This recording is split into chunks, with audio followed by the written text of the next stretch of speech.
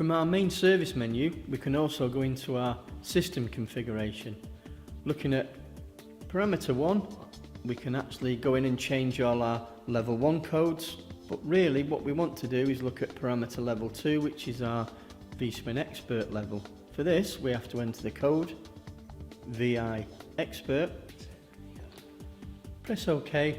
This now gives us a higher level of control for our codings, either for our boiler, again all codes are listed, into our individual heating circuits, or anything else that we have connected, either hot water, solar, anything will all appear in this parameter level 2.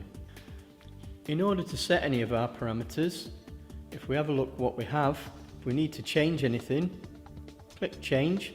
This enables us to change the code. Again, a pictorial comes up on the screen to help. Once we've decided that that's what we want to change it to, press OK, and that is now set. Other codes can be seen by either scrolling up or scrolling down. For a full listing of all parameters, please refer to the installation and service instructions supplied with the boiler.